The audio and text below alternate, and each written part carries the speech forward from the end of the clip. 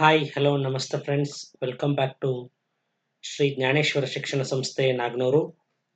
ಈಗಾಗಲೇ ಕೆಸೆಟ್ ಪತ್ರಿಕೆ 1ಕ್ಕೆ ಸಂಬಂಧಿಸಿದಂತೆ ICT ವಿಷಯದ ಕುರಿತು 10 ವಿಡಿಯೋಗಳನ್ನು ನಮ್ಮ ಯೂಟ್ಯೂಬ್ ಚಾನಲ್ನಲ್ಲಿ ಹಂಚಿಕೊಳ್ಳಲಾಗಿದೆ. ಅದೇ ರೀತಿಯಾಗಿ ಇದು 11ನೇ ವಿಡಿಯೋ ಇದಾಗಿದ್ದು, ಇದರಲ್ಲೂ ಕೂಡ ಒಂದಿಷ್ಟು ಪ್ರಶ್ನೆಗಳನ್ನು ಚರ್ಚಿಸಲಿಕ್ಕೆ ನಾನು ಬಂದಿದ್ದೀನಿ. ಹಾಗಾದರೆ ಯಾಕೆ ತಡ ಮಾಡೋದು, ಇವತ್ತಿನ ಈ ಸೆಷನನ್ನು ಸ್ಟಾರ್ಟ್ ಮಾಡೋಣ. ಯಾರೆಲ್ಲ ಹೊಸದಾಗಿ ನಮ್ಮ ಚಾನಲನ್ನು ನೋಡ್ತಾ ಇದ್ದೀರಾ ಅವರು ಈ ಕೂಡಲೇ ಸಬ್ಸ್ಕ್ರೈಬ್ ಆಗಿ ಪಕ್ಕದಲ್ಲಿರೋ ಬೆಲ್ ಐಕಾನನ್ನು ಕ್ಲಿಕ್ ಮಾಡಿ. ನಾವು ಮಾಡ್ತಕ್ಕಂಥ ಹೊಸ ಹೊಸ ವಿಡಿಯೋಗಳು ನಿಮಗೆ ನೋಟಿಫಿಕೇಶನ್ ಮುಖಾಂತರ ಬಂದು ತಲುಪುತ್ತೆ. ಅದೇ ರೀತಿ ICT ವಿಡಿಯೋಗೆ ICT ಪ್ರಶ್ನೆಗಳಿಗೆ ಸಂಬಂಧಪಟ್ಟ ಹಾಗೆ ಇನ್ನೂ ಒಂದೆರಡು ವಿಡಿಯೋಗಳನ್ನ ಮಾಡ್ತೀನಿ. ನೆಕ್ಸ್ಟು ಅದಾದ ನಂತರ ಟೀಚಿಂಗ್ ಆಪ್ಟಿಟ್ಯೂಡ್ ಬಗ್ಗೆ ಮುಂದಿನ ತರಗತಿಯಲ್ಲಿ ಒಂದಿಷ್ಟು ಪ್ರಶ್ನೆಗಳನ್ನ ತಮ್ಮೊಂದಿಗೆ ತೆಗೆದುಕೊಂಡು ಬರ್ತೀನಿ ಅಂತ ಹೇಳ್ತಾ ಇವತ್ತಿನ ದಿನ ಕ್ವಿಜ್ ಅನ್ನ ಸ್ಟಾರ್ಟ್ ಮಾಡೋಣ.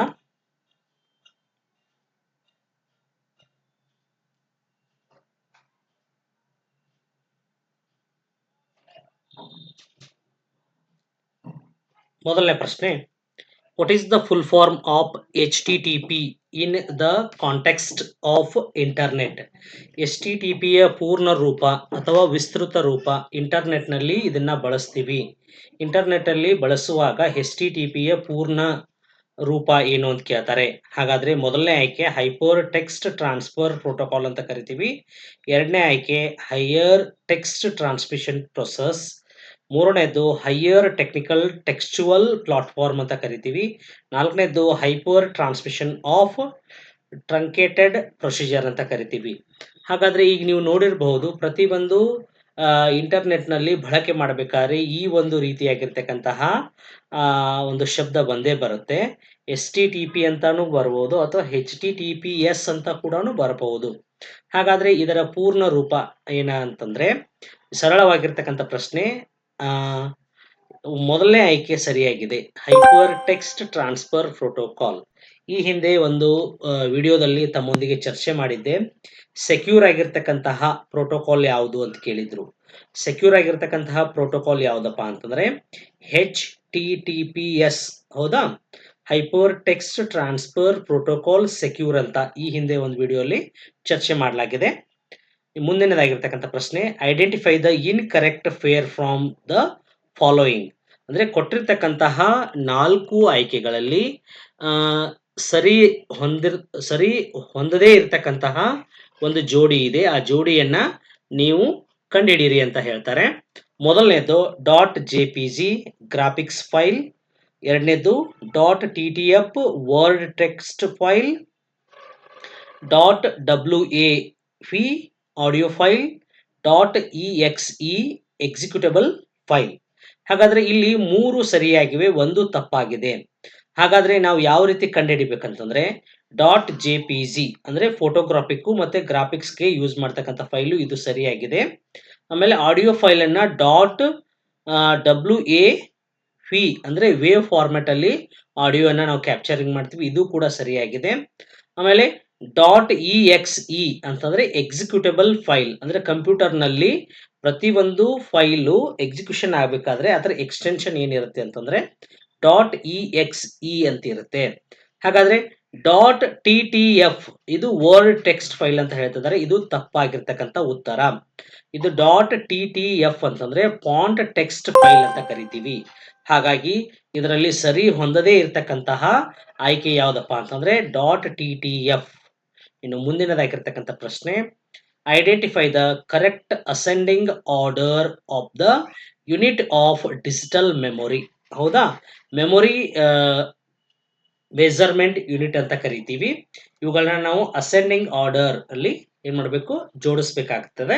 ಇಲ್ಲಿ ಕೊಟ್ಟಿರ್ತಕ್ಕಂಥ ಆಯ್ಕೆ ಮೊದಲನೇದು MB, PB, GB, TB ಅಂತಿದೆ. ಎರಡನೇ ಆಯ್ಕೆನು ಈ ರೀತಿಯಾಗಿದೆ. ಮೂರನೇ ಆಯ್ಕೆ ಮತ್ತು ನಾಲ್ಕನೇ ಆಯ್ಕೆ, ಈ 4ರಲ್ಲಿ ಯಾವುದು ಅಸೆಂಡಿಂಗ್ ಫಾರ್ಮ್ ಅಲ್ಲಿದೆ ಅಂತಂದ್ರೆ ಸ್ಮಾಲೆಸ್ಟ್ ಟು ಹೈಯೆಸ್ಟ್ ಯಾವುದಿದೆ ಅದನ್ನ ನಾವು ಪಿಕ್ ಮಾಡಬೇಕಾಗತ್ತೆ. ಹಾಗಾದ್ರೆ ಕೊಟ್ಟಿರ್ತಕ್ಕಂಥ ಆಯ್ಕೆಯಲ್ಲಿ ಸರಿಯಾಗಿರ್ತಕ್ಕಂಥ ಆಯ್ಕೆ ಆಪ್ಷನ್ 3.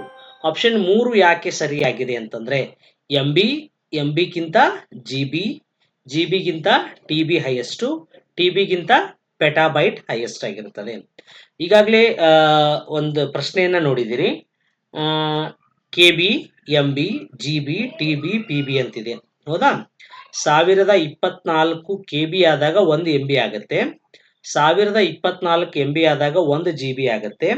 1024 ಜಿಬಿ ಆದಾಗ 1 ಟಿಬಿ ಆಗುತ್ತೆ. 1024 ಟಿಬಿ ಆದಾಗ 1 ಪೆಟಾಬೈಟ್ ಆಗುತ್ತೆ. ಹಾಗಾದ್ರೆ ಅಲ್ಲಿ ಕೊಟ್ಟಿರ್ತಕ್ಕಂತಹ ಡಿಜಿಟಲ್ ಮೆಮೊರಿ ಯೂನಿಟ್ ಅಲ್ಲಿ ಸ್ಮಾಲೆಸ್ಟ್ ಟು ಹೈಯೆಸ್ಟ್ ಅಂತಂದ್ರೆ ಇದೆ: ಮೆಗಾಬೈಟ್, ಗಿಗಾಬೈಟ್, ಟೆರಾಬೈಟ್, ಪೆಟಾಬೈಟ್. ಮುಂದಿನದಾಗಿರ್ತಕ್ಕಂಥ ಪ್ರಶ್ನೆ: in the context of internet, the facility in which the server application allow many users to create and edit the page on website through their browsers is called as.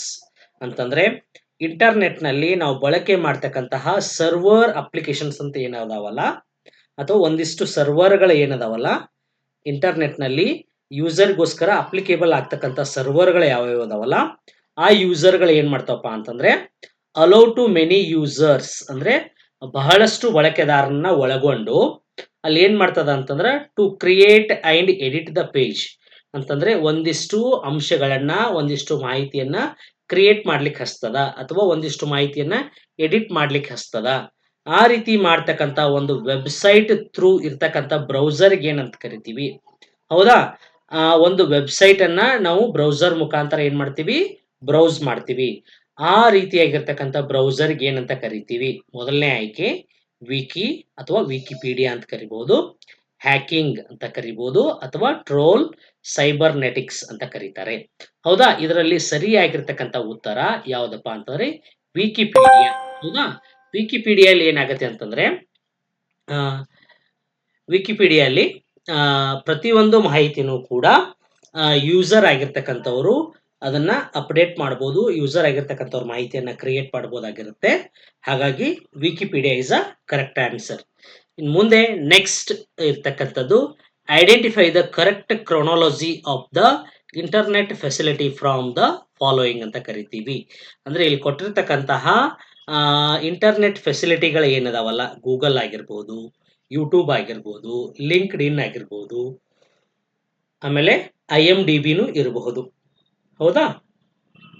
ಇದರಲ್ಲಿ ಇವುಗಳನ್ನ ನಾವು ಕ್ರಮಾನುಗತವಾಗಿ ಅಥವಾ ಒಂದು serial order ಅಲ್ಲಿ ಅವುಗಳ internet facility ಪ್ರಕಾರ ಹೊಂದಿಸುವುದಾದರೆ ಯಾವುದನ್ನ ಮೊದಲು ಹೊಂದಿಸ್ತೀವಿ? ಹೌದಾ? ಈಗಾಗಲೇ ಎಲ್ರಿಗೂ ಕೂಡ ಗೊತ್ತಿದೆ. ಮೊದಲು ಯಾವುದು ಬಂದಿದೆ? ಗೂಗಲ್. ಗೂಗಲ್ ಆದ್ಮೇಲೆ ಗೂಗಲ್ ಇಂದಾನೆ ಏನಾಗುತ್ತೆ, ಯೂಟ್ಯೂಬ್ ಅಕೌಂಟ್ ಆಗಿರ್ಬೋದು ಅಥವಾ ಯೂಟ್ಯೂಬ್ ಸರ್ವಿಸಸ್ ಸಿಗ್ಬೋದು. ಅದೇ ರೀತಿ ಲಿಂಕ್ಡ್ ಇನ್, ಇದು ಒಂದು ಕೂಡ ಹೊಸದಾಗಿ ಬಂದಿರತಕ್ಕಂಥ ಒಂದು ಇಂಟರ್ನೆಟ್ ಫೆಸಿಲಿಟಿ. ಹೌದಾ? ಇಂಟರ್ನೆಟ್ ಫೆಸಿಲಿಟಿ ಇರ್ತಕ್ಕಂಥ ಒಂದು ಅಕೌಂಟ್. ಹೌದಾ? ನೆಕ್ಸ್ಟ್ IMDB ಅಂತ ಕರಿತೀವಿ. ಹಾಗಾದ್ರೆ ಕೊಟ್ಟಿರ್ತಕ್ಕಂಥ 4 ಆಯ್ಕೆಗಳಲ್ಲಿ ಸರಿಯಾಗಿರ್ತಕ್ಕಂಥ ಆಯ್ಕೆ ಯಾವ್ದಪ್ಪ ಅಂತಂದ್ರೆ ಗೂಗಲ್, ಯೂಟ್ಯೂಬ್, ಲಿಂಕ್ಡ್ ಇನ್, ಆಮೇಲೆ IMDB ಅಂತ ಕರಿತೀವಿ. ಹೌದಾ? ಗೂಗಲ್ ಮೊದಲು, ಆಮೇಲೆ ಯೂಟ್ಯೂಬ್, ಆಮೇಲೆ ಲಿಂಕ್ಡ್ ಇನ್, ಆಮೇಲೆ IMDB ಅಂತ ಕರಿತೀವಿ. ಒಟ್ಟಾರೆಯಾಗಿ ಈ ಕ್ಲಾಸ್ ನಿಮಗೆ ಇಷ್ಟ ಆಗಿದೆ ಅಂತ ಅನ್ಕೊಂಡಿದ್ದೀನಿ. ಅದೇ ರೀತಿ ಇನ್ನೂ ಹೆಚ್ಚಿನದಾಗಿ ನಮ್ಮ ICTಗೆ ಸಂಬಂಧಪಟ್ಟಿರ್ತಕ್ಕಂಥ ವಿಡಿಯೋಗಳನ್ನ ವೀಕ್ಷಣೆ ಮಾಡಿ. ಅದೇ ರೀತಿ ನಿಮ್ಗೆ ಇಷ್ಟ ಆದಲ್ಲಿ ಶೇರ್ ಮಾಡಿ, ಲೈಕ್ ಮಾಡಿ, ಕಮೆಂಟ್ ಮಾಡಿ ಅಂತ ಹೇಳ್ತಾ ಇವತ್ತಿನ ಕ್ಲಾಸನ್ನು ಇಲ್ಲಿಗೆ ಎಂಡ್ ಮಾಡೋಣ. ಮುಂದಿನ ಪ್ರಶ್ನೆಗಳೊಂದಿಗೆ ತಮ್ಮೊಂದಿಗೆ ಬರ್ತಾ ಇದ್ದೀನಿ. Thank you.